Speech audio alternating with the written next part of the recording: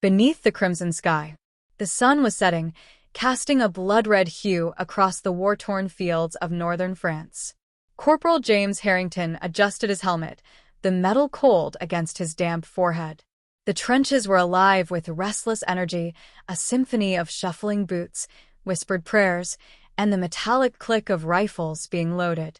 "Another day in hell," muttered Sergeant Cole, his voice a gravelly growl. He was a mountain of a man with scars that told 1,000 stories.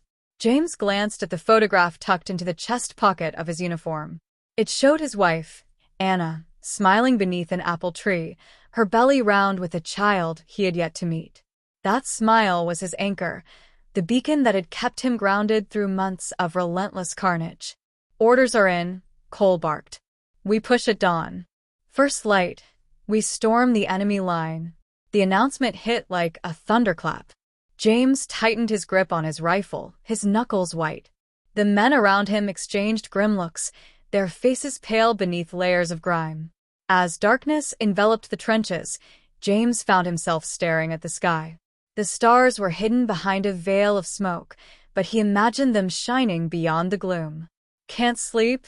The voice belonged to Private Tom Bennett, a young recruit who still carried the hopeful spark of someone untouched by war's full weight.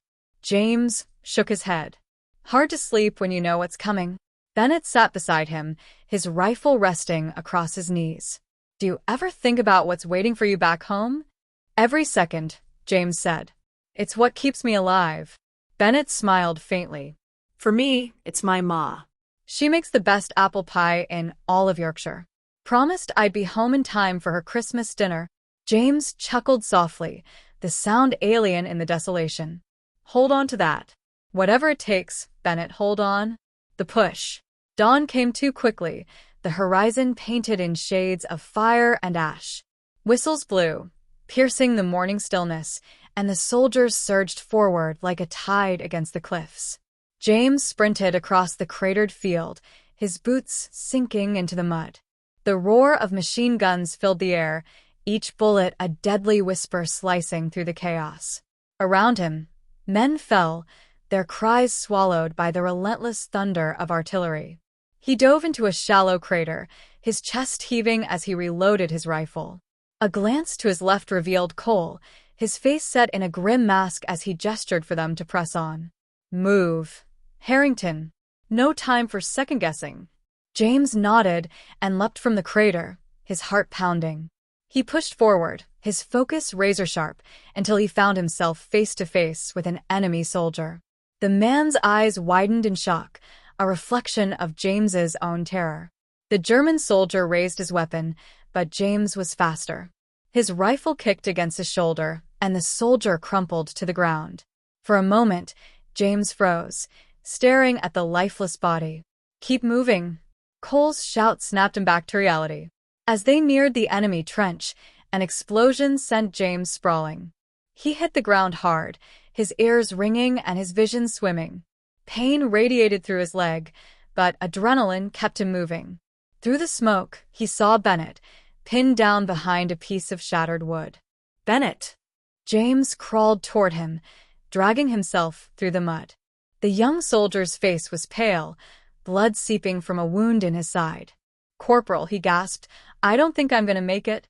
"Don't you dare give up," James growled, grabbing Bennett under the arms and hauling him toward the relative safety of a nearby trench. Bullets whizzed past, one grazing James's arm, but he didn't stop. By the time they reached cover, his strength was nearly spent. "You'll be fine," James said, his voice firm despite the fear gnawing at his insides. "Medics are on their way." Bennett's eyes fluttered closed, and James gritted his teeth. He had to believe the kid would make it. The price of survival. Hours later, the battle was over. The enemy line had been breached, but the cost was staggering. The battlefield was a graveyard, littered with the broken bodies of the fallen.